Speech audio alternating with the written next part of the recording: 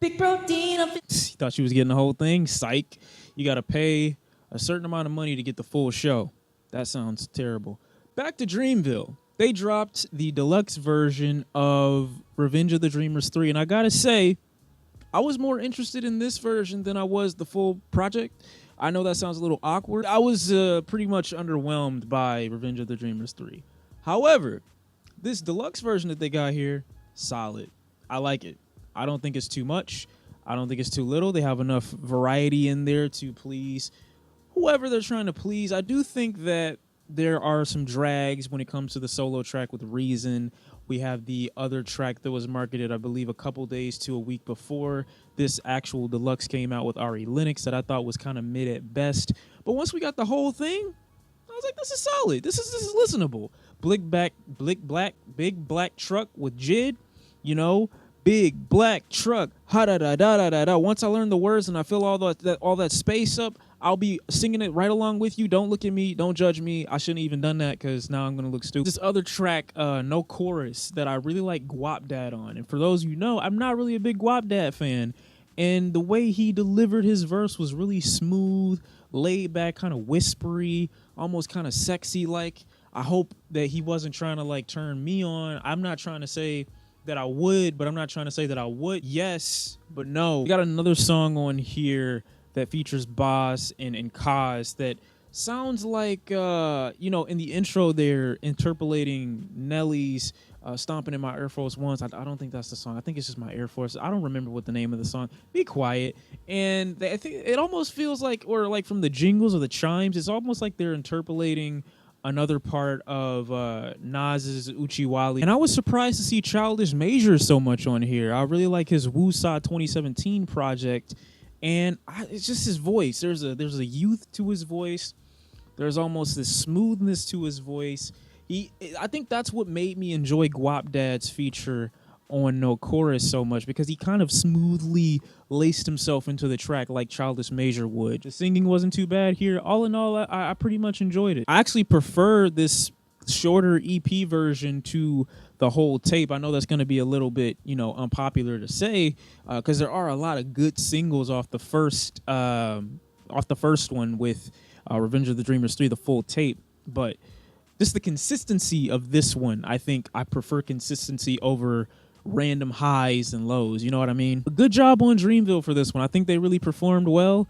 And yeah, for all of you who love the oh, I hate myself so much. For all of you that loved Revenge of the Dreamers 3, you're definitely going to like the deluxe. Next on my little mini docket is Selena Gomez. Handling herself very Justin Bieber-esque, but her fans put her on this pedestal as if she's so much different.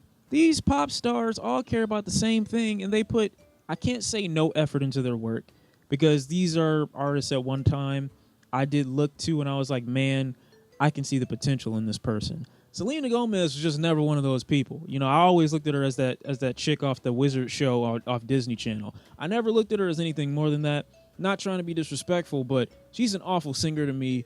It's the same thing when it comes to other chicks like that try to leave the Disney scene and become like singers. I know Victoria Justice did some shit like that.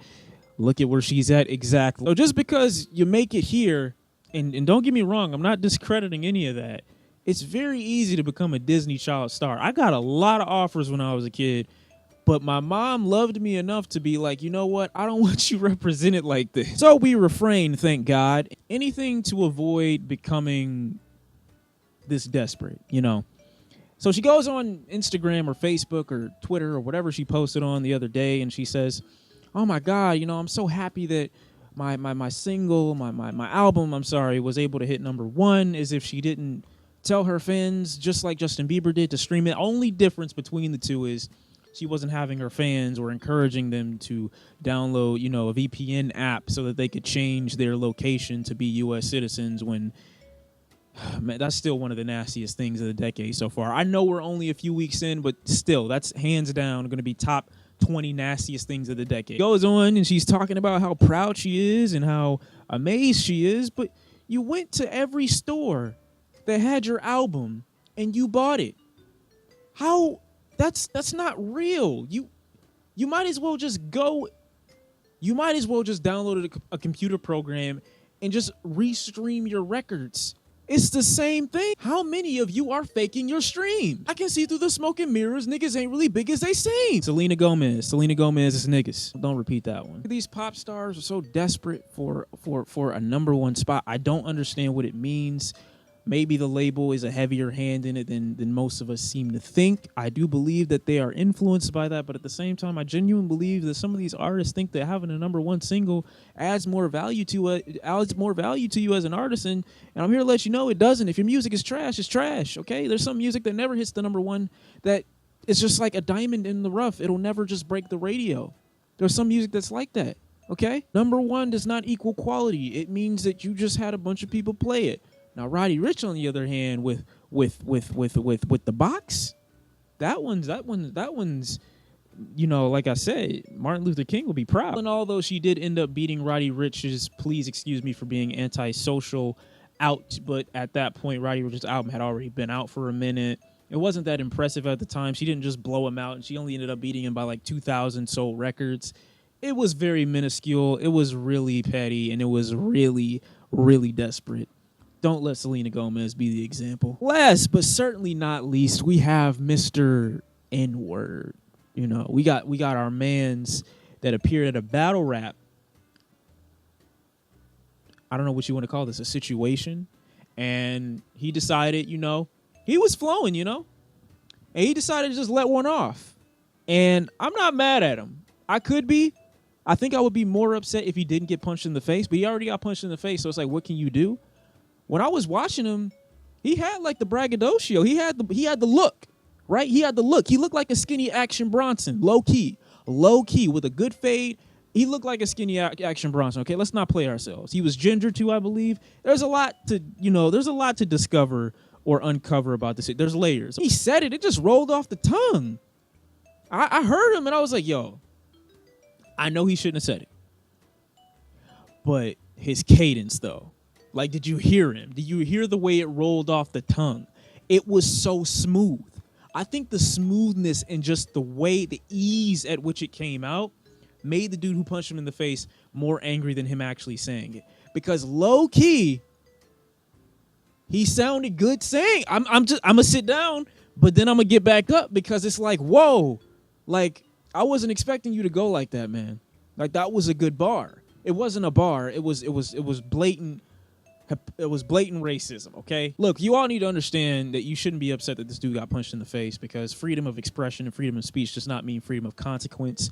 If you say something crazy, you start talking to people crazy, you're the one white guy in an all-black setting, you're going to say this, and you're going to think it's surprising. Other black dude hopped up against the other black dude like he wasn't supposed to be put off by the fact that he said it. Like, what exactly is he supposed to do? I get it. You don't want him to be punched, but don't say it. You're probably like, oh, well, other people say it. It's a slur. At this point, if the people that have the slur used against them aren't offended by it enough to stop using it themselves, that isn't an invitation for you to use it too. I don't know why this isn't just basic common sense, okay? And then they say, oh, well, if you don't want to use it, then you shouldn't use it. Like that's going to stop you from using it if you genuinely want to use it. If you genuinely want to use it bad enough that that's your excuse, even if black people stopped using it 100%, you would still be using it. And why are you fighting to use it so bad anyway? It's a slur. Stop. You're not making sense. Go home. But I think that more white rappers that are popular, try it out.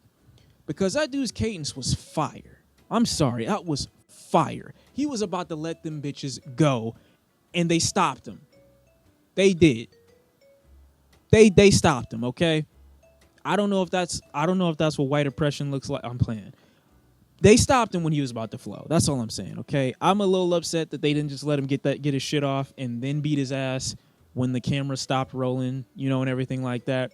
You let him get his shit off while he's rapping, because if he would have said something monumental, guarantee the crowd would have went crazy. I would have made sure this dude got a record deal. After the ass beating, though. After that. But yeah, that's all I got, you know? White battle rappers throwing the N-word out there. Selena Gomez desperate as fuck for a #1, her and Justin Bieber. And then Dreamville dropped some surprisingly consistent material. So it's just another day in the life.